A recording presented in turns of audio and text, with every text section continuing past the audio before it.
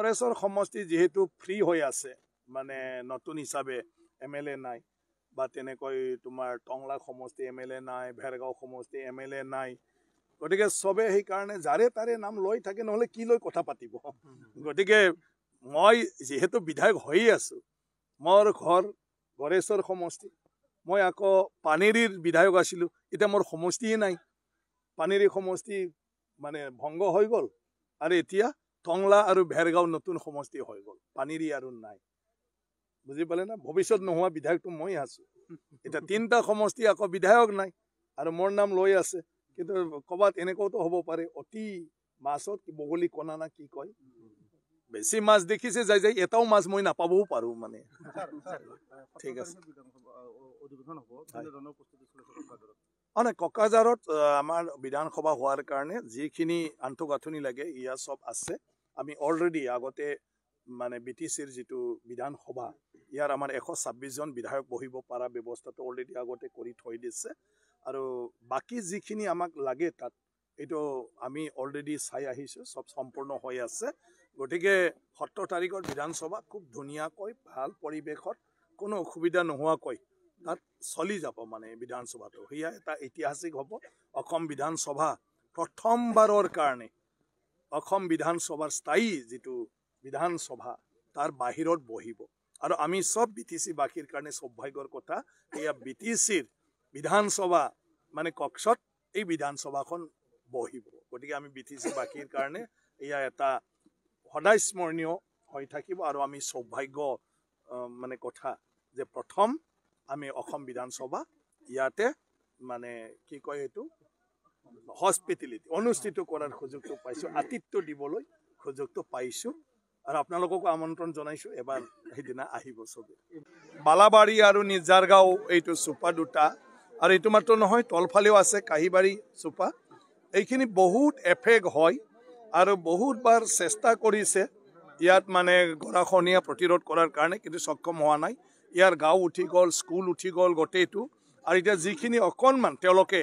কোনো ৰকম মানে খেতি পথাৰৰ মাজত ঘৰ বান্ধি থাকিছিলে সেইটো এতিয়া মানে লাহে লাহে মানে থাকিব নোৱাৰা অৱস্থা গতিকে এইটোৰ কাৰণে তেওঁলোকে মোক বাৰে বাৰে কৈ আছিলে যেহেতু মই স্থানীয় মানুহ ইয়াৰে মোৰ জন্ম গতিকে যিকোনো প্ৰকাৰে মানে কিবা কৈ সহায় কৰিব পাৰি নেকি তই আমাৰ মন্ত্ৰী ডক্টৰ পীযুষ হাজৰিকা ডাঙৰীয়াৰ লগত মই আলোচনা কৰিছিলোঁ গোটেই বুজাই দিছিলোঁ কথাটো আৰু তেখেতে মানে পাৰ্কোপাইনৰ দ্বাৰা সহায় কৰিব পাৰিম বুলি কোৱাৰ পিছত আমি সেই সিদ্ধান্তটো ল'লোঁ আৰু ইঞ্জিনিয়াৰখিনিয়ে এষ্টিমেট কৰাৰ পিছত পীযুষ হাজৰিকা ডাঙৰীয়াই এতিয়া ইয়াত 4 কিলোমিটাৰ দীৰ্ঘৰ এই পাৰ্কোপাইনটোত শুক্লাই ইৰিগেশ্যনৰ পৰা তললৈ 4 কিলোমিটাৰলৈকে মানে এটা গৰাখহনীয়া প্ৰতিৰোধৰ এই আঁচনিখন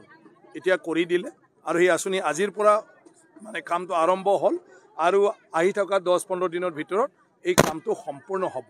পশ্চিম সাইডে অকণমান থাকিছে যেহেতু পশ্চিম সাইডে পানীটো নাছিলে তথাপিও ভৱিষ্যতৰ কাৰণে দৰকাৰ গতিকে যি পইণ্টত লাগে মই এতিয়া আকৌ অনুৰোধ কৰিছোঁ গতিকে পশ্চিম ফালেও আমি এতিয়া সেই পাৰ্কোপাইনটো এডভান্সকৈ কিছু মানে কৰি দি থৈ দিম য'ত মানে এটা চান্স আছে মানে নদীটো এইফালেও পুনৰ ঢাক্কা মাৰাৰ কাৰণে গতিকে সেইটো হৈ গ'লে মই ভাবোঁ গৰাখহনীয়া বহুতখিনি বাচি যাব আৰু নদীয়ে মানে নিজৰ গতিটো মানে নিজৰ যিটো ষ্ট্ৰীম আছে নিজৰ যিটো কি কয় বৈ থকা ৰাস্তা আছে পুৰাণা সেই কচেদি নদীয়ে গুচি যাব আৰু মোৰ এটা অভিজ্ঞতা আছে পানেৰী সমষ্টি মোৰ সমষ্টিত শুক্লাই ইৰিগেশ্যনৰ উত্তৰ ফালে আমি অলৰেডি 9 কিলোমিটাৰ মানে দুইটা সাইডে আমি মানে পাৰ্কোপাইন দিছিলোঁ আৰু ইয়াত বহুত ধুনীয়াকৈ তোমাৰ এতিয়া ফুটি গ'ল মানে নদী পাৰটো চেলটেশ্যন হৈ পালে আৰু শুক্লাই নদী মাজেদি বৈ আহিছে আৰু দুই পাৰেদি ওখ পাৰ এতিয়া নিজে নিজে সৃষ্টি হৈছে গতিকে ইয়াতেও তেনেকুৱা ধৰণৰ হৈ যাব বুলি মই ভাবোঁ আৰু তেতিয়া সেই অঞ্চলখনৰ যিটো আজি যুগ ধৰি ইয়াতে মানে মানুহে কষ্ট পাই আছিলে আৰু সেইখিনি নাইকিয়া হৈ যাব আমি এতিয়া তামোলপুৰৰ পৰা নাওকাটালৈকে সেইটো আছাম মালাত প্ৰপ'জাল অলৰেডি ছাবমিট কৰা হৈছে আৰু মুখ্যমন্ত্ৰী ডাঙৰীয়া অলৰেডি মানে ঘোষণা কৰি থৈ দিছে আৰু মই ভাবোঁ এইবাৰ এই আছাম মালা আঁচনিখন মানে চেংচন হৈ যাব আৰু এইটো হৈ গ'লে নাওকাটাৰ পৰা আমি ভেৰগাঁও টংলা ওদালগুৰিলৈকে আছাম মালা অলৰেডি কৰি আছোঁ নাওকাটাৰ পৰা গতিকে নাওকাটাৰ পৰা তামোলপুৰ কচিবাৰীলৈকে এইটো সংযোগ হ'ব আৰু পুৰাণ তামোলপুৰৰ পৰা বৰ্মালৈকে এইটো কণ্টিনিউ বৰ্মাটো ওদালগুৰি হ'ব মানে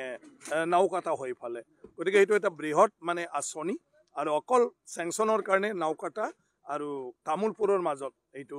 মানে কি কয় অলপমান বাকী আছে আৰু এইবাৰ হৈ যাব সেইটো হৈ গ'লে মেজৰ আমাৰ যিটো কমিউনিকেশ্যন মানে পূব পশ্চিমৰ এইটো সম্পূৰ্ণ হৈ যাব দৰং এখন ইয়াত আগতে মানে কি কয় যিটো সাৰ্ভে কৰি এষ্টিমেট পঠাইছিলে DPR ইয়াত ভুল হৈছে ইয়াত বহুত বহল কিন্তু অকল 133 মিটাৰহে আগতে প্ৰপ'জাল দিছে এইটো অলৰেডি চেংচন হ'ল কিন্তু এতিয়া কামটো কৰিবলৈ